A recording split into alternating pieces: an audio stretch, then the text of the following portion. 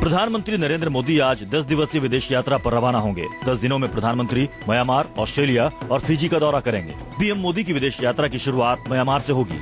Myanmar में PM पूर्वी एशियाई देशों के सम्मेलन में शरीक होंगे। प्रधानमंत्री मोदी की पहली बार चीनी प्रधानमंत्री से भी मुलाकात होगी। पीएम नरेंद्र मोदी 15 से 18 नवंबर के बीच ऑस्ट्रेलिया में होंगे। प्रधानमंत्री ऑस्ट्रेलिया में G20 सम्मेलन में हिस्सा लेंगे। 4 दिनों में पीएम ऑस्ट्रेलिया से द्विपक्षीय मुद्दों पर कई समझौते करेंगे।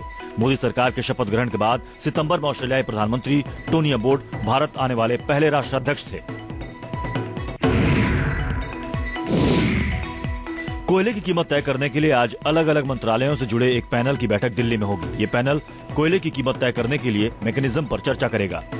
साथ ही ये पैनल कोल ब्लॉक्स के ऑक्शन के लिए रिजर्व प्राइस भी तय करेगा। इस पैनल में वित्त, ऊर्जा, स्टील, कानून, खदान, पेट्रोलियम, उद्योग और कोयला मंत्रालय से जुड़े अधिकारी शामिल हैं। यूपीए सरकार में कोल ब्लॉक्स आवंटन में हुई धांधली के बाद कोर्ट ने कोल ब्लॉक्स के आवंटन रद्द कर दिए थे। अब दोबारा उन कोल ब्लॉक्स की नीलामी होनी है। दिल्ली में सरकार बनाने के मुद्दे पर आज सुप्रीम कोर्ट में सुनवाई होनी है। पिछली सुनवाई में कोर्ट ने सरकार बनाने को लेकर उपराज्यपाल के प्रयास की तारीफ की थी। हालांकि अब दिल्ली विधानसभा भंग हो चुकी है और राज्य में नए सिरे से चुनाव कराए जाने हैं। ऐसे में आज सुनवाई के दौरान उपराज्यपाल कोर्ट को बताएंगे कि दिल्ली की विधानसभा को भंग किया जा चुका है। कोर्ट ने पहले उपराज्यपाल को कहा था कि वो सभी दलों से बात कर सरकार बनाने का विकल्प तलाशे। हालांकि बातचीत में बीजेपी, आम आदमी पार्टी और कांग्रेस ने दिल्ली में सरकार बनाने से इनकार कर दिया था। उसके बाद दिल्ली विधानसभा को भंग कर दिया गया। दिल्ली विधानसभा भंग होने और चुनाव की नई तारीख का ऐलान होने से पहले ही आम आदमी पार्टी में बगावत के सुर बुलंद होने लगे हैं। सूत्रों के मुताबिक आम आदमी पार्टी अपने 6 विधायकों का टिकट काटने का मन बना चुकी है। इन विधायकों में तिमारपुर से हरीश खन्ना, सीमापुरी से धर्मेंद्र कोहली, पटेल नगर से वीणा आनंद, रोहिणी से राजेश गर्ग, त्रिलोकपुरी से राजू और जंगपुरा से विधायक MS धीर शामिल हैं। आम आदमी पार्टी ने अपने विधायकों के कामकाज को लेकर एक सर्वे कराया था। पार्टी के मुताबिक इन विधायकों का कामकाज अच्छा नहीं रहा, इसलिए इन्हें टिकट नहीं दिया जाएगा। शिवसेना की तरफ से गठबंधन को लेकर बीजेपी को दिए गए अल्टीमेटम का आज आखिरी दिन है। इस बीच शिवसेना ने महाराष्ट्र विधानसभा में विपक्ष में बैठने की तैयारी भी शुरू कर दी है। शिवसेना ने विधानसभा सचिव को चिट्ठी लिखकर नेता विपक्ष के पद की मांग की है। शिवसेना ने महाराष्ट्र विधानसभा में नेता विपक्ष के लिए एकनाथ शिंदे के नाम का प्रस्ताव किया है। एकनाथ शिंदे को हाल ही में शिवसेना विधायक दल का नेता चुना गया था। सरकार ने कैबिनेट में दागी मंत्रियों को शामिल करने के कांग्रेस के आरोपों को खारिज करते हुए कहा कि प्रधानमंत्री ने मंत्रियों के बारे में जांच पड़ताल करने के बाद उन्हें शामिल किया है। बीजेपी ने कहा कि कांग्रेस बेबुनियाद आरोप लगा रही है क्योंकि वो प्रधानमंत्री नरेंद्र मोदी की बढ़ती लोकप्रियता से हताश है।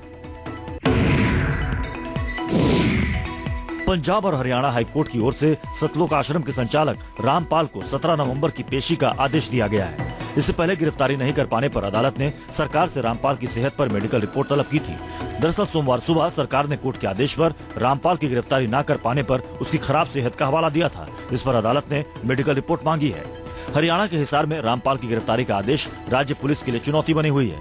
हिसार के बरवाला में उनके आश्रम में पुलिसिया कार्रवाई के विरोध में रामपाल के करीब 1 लाख अनुयायी जमा हो गए थे। अपने विवादित बयानों के लिए पहचाने जाने वाले बिहार के सीएम जीतन राम मांझी फिर से एक बार सुर्खियों में, और इस बार मांझी ने केंद्रीय राज्य मंत्री रामकृपाल यादव के बारे में गलत बयानी की है। जनता दरबार में मीडिया के सवाल पर मांझी ने कह दिया कि रामकृपाल यादव इसके पहले भी 4 बार केंद्र में मंत्री रह चुके हैं, जबकि रामकृपाल यादव को पहली बार केंद्र में कोई जिम्मेदारी मिली है। तो इसके साथ ही मांझी ने मोदी सरकार के पहले मंत्रिमंडल विस्तार में बिहार की अनदेखी का आरोप भी लगाया। आय से अधिक संपत्ति रखने के आरोप में जेल में रहे झारखंड के पूर्व मुख्यमंत्री मधु कोड़ा फिर एक बार झारखंड के विधानसभा चुनाव में कूद गए हैं। कोड़ा पर लगभग 3000 करोड़ रुपए की अवैध कमाई करने के आरोप है। कोड़ा 2 साल तक जेल में रहने के बाद सुप्रीम कोर्ट से जमानत लेकर बाहर निकले हैं। इस विधानसभा चुनाव में मधु कोड़ा ने अपनी पूरी ताकत झोंक दी है और कोल्हान मंडल की सभी 14 सीटों पर जय भारत समानता पार्टी का उम्मीदवार उतारा है।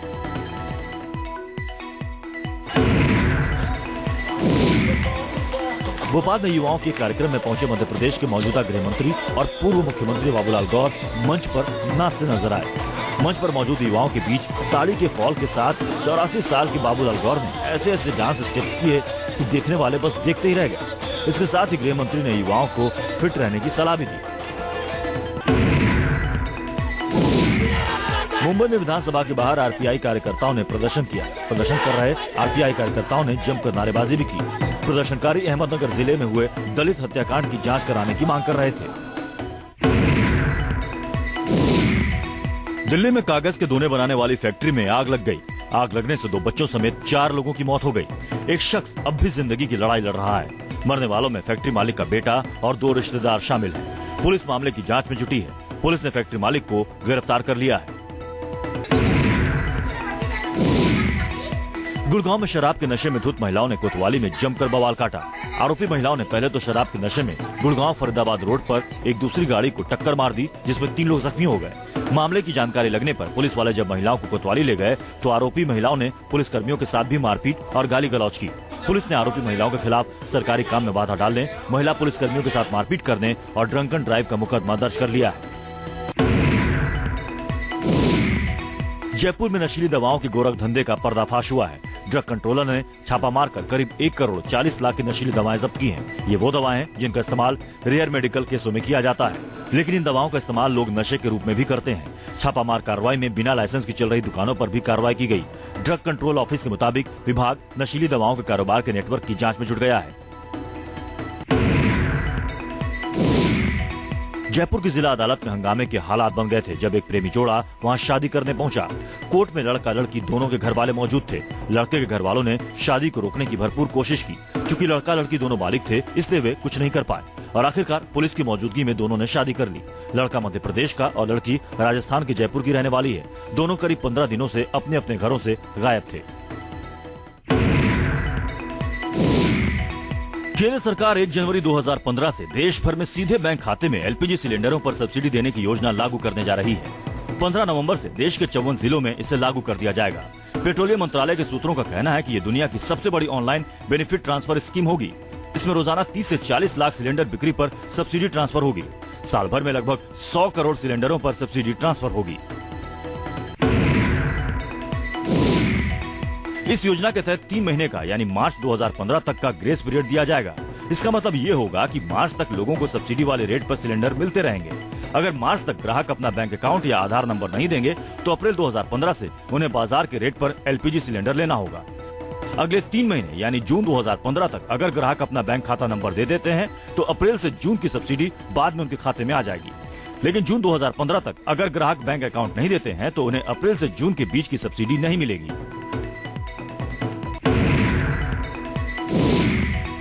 सरकार क्रूड और पेट्रोलियम प्रोडक्ट्स पर ड्यूटी यानी टैक्स बढ़ा सकती है।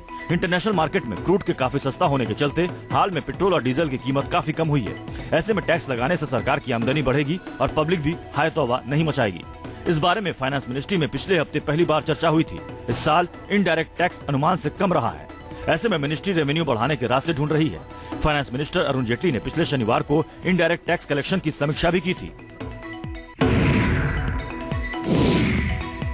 एक बार फिर पेट्रोल और डीजल के दाम कम हो सकते हैं।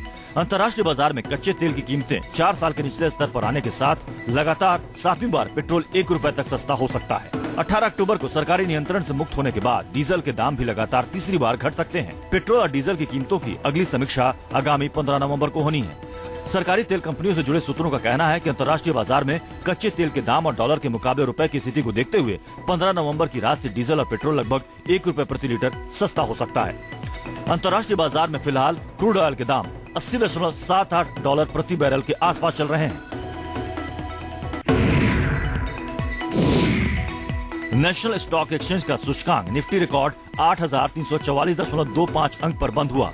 वहीं बॉम्बे स्टॉक एक्सचेंज का सेंसेक्स शुरुआती कारोबार में अब तक के सर्वाधिक उच्च स्तर 28,087.96 अंक पर चला गया था, लेकिन इस स्तर को बनाए नहीं रख सका और आखिर में नाम मात्र की बढ़त पर बंद हुआ। कारोबारियों के अनुसार सतर्क निवेशकों ने मुनाफा वसूली की। इसकी वजह ब्याज दरों में कटौती की उम्मीद कम होना है।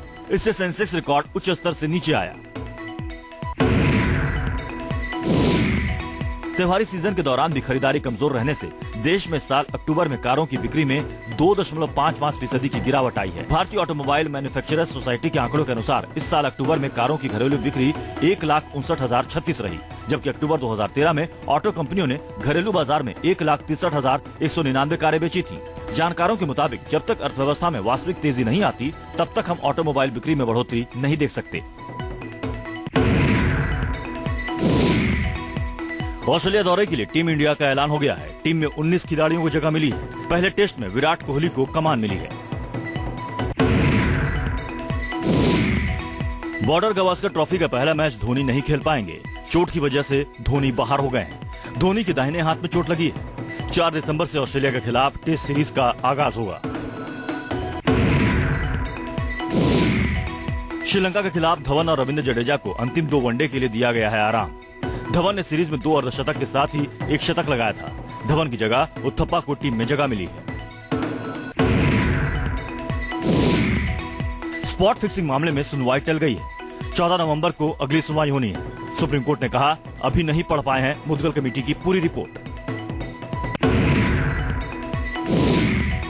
इस्लामिक स्टेट के प्रमुख अबू बकर अल बगदादी के जख्मी होने की खबरें हैं। इराक के रक्षा मंत्रालय ने दावा किया है कि अमेरिका के नेतृत्व वाली गठबंधन सेना के हवाई हमले में बगदादी घायल हो गया है।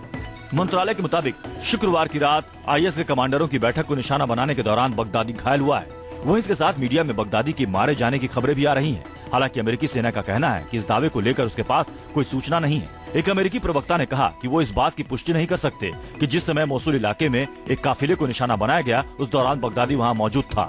ये खबर ऐसे समय में आई है जब राष्ट्रपति बराक ओबामा ने कहा था कि अमेरिका गठबंधन अब आईएस चरमपंथियों के खिलाफ और आक्रामक रुख अपनाएगा। बगदादी पर अमेरिका ने $1 करोड़ का इनाम रखा है। पूर्वी अफगानिस्तान में सोमवार को हुए बम धमाकों में 10 पुलिसकर्मी मारे गए। अफगान पुलिस के मुताबिक एक आत्मघाती हमलावर ने लोगार प्रांत के पुलिस मुख्यालय पर हमला किया था। इसमें 7 पुलिस वालों की मौत हो गई थी। रिपोर्ट के अनुसार हमलावरों ने पुलिस की वर्दी पहन रखी थी। वहीं इसके साथ 3 पुलिसकर्मी की मौत उस वक्त हुई जब नांगरहार प्रांत के जलालाबाद में एक रिमोट संचालित बम में विस्फोट हुआ। अफगान तालिबान ने दोनों हमलों की जिम्मेदारी ली है। काबुल पुलिस अभी इस बात की जांच कर रही है कि पुलिस मुख्यालय में एक आत्मघाती हमलावर की एंट्री कैसे हो गई, जबकि काबुल का ये इलाका कड़ी सुरक्षा व्यवस्था वाला माना जाता है।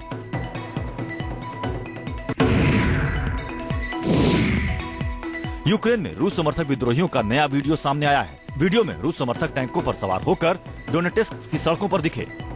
एसोसिएटेड प्रेस के कैमरामैन ने रूस समर्थकों को अपने कैमरे में कैद किया है। ये इलाका रूस समर्थकों के कब्जे में है। बीते कई महीनों से यूक्रेन और रूस के बीच विवाद जारी है। रूस समर्थक यूक्रेन को रूस में मिलाए जाने की वकालत कर रहे हैं। वहीं गुट स्वतंत्र यूक्रेन की मांग पर अड़ा है। इसी बात को लेकर यूक्रेन के भीतर गृह युद्ध के हालात बने हुए हैं। रूस पर यूक्रेन में अपने समर्थक विद्रोहियों को हथियार और दूसरी मदद करने के भी आरोप लगे हैं। अमेरिका की हवाई में अब भी सक्रिय ज्वालामुखी से लावा बह रहा है। पहुआ के नजदीक किलुआ में ज्वालामुखी धधक रहा है। स्थानीय प्रशासन के मुताबिक लावा करीब 500 फीट की लंबाई तय कर चुका है। बॉलीवुड अभिनेता अली जफर का कहना है कि वे कभी भी किसी फिल्म में किस नहीं करेंगे, न ही वो कोई बोल्ड सीन देंगे। अली का कहना है कि ये उनका असूल है जिसे वो कभी नहीं तोड़ना चाहेंगे। अली फिल्म किल दिल में आ रहे हैं। फिल्म में उनके अलावा रणबीर कपूर, परिणीति चोपड़ा और गोविंदा मुख्य भूमिकाओं में हैं। अली के मुताबिक उन्हें काम मिले या ना मिले वो किसी भी फिल्म में किस नहीं करेंगे, ना ही कोई बोल्ड सीन देंगे। वे फिल्म किल दिल को लेकर खासे उत्साहित हैं। फिल्म में अली एक एक्शन हीरो के रूप में नजर आएंगे। इस फिल्म में गोविंदा पहली बार निगेटिव किरदार में है। दर्शक भी इस फिल्म का इंतजार कर रहे हैं। फिल्म के गाने दर्शकों को काफी पसंद आ रहे हैं। परिणीति चोपड़ा ने 6 साल तक क्लासिकल म्यूजिक सीखा है। उन्होंने म्यूजिक में ग्रेजुएशन भी किया है। इसके बावजूद उन्हें अभी तक फिल्मों में गाने का मौका नहीं मिला है। परिणीति के मुताबिक वो गाना गाना चाहती हैं, लेकिन कोई उन्हें मौका ही नहीं देता। सब उन पर हंसते हैं कि आलिया, श्रद्धा जैसी एक्ट्रेस गाना गा रही हैं और उन जैसी ट्रेंड सिंगर को तवज्जो नहीं मिल रही। परिणीति का मानना है कि भविष्य में वे बड़े लेवल पर गाएंगी। परिणीति ने कहा कि उन्हें गाने के लिए प्रॉपर लॉन्चिंग की जरूरत है। वे भविष्य के लिए इसकी प्लानिंग करेंगी और अपने अंदर के एक सिंगर से लोगों को रूबरू कराएंगी।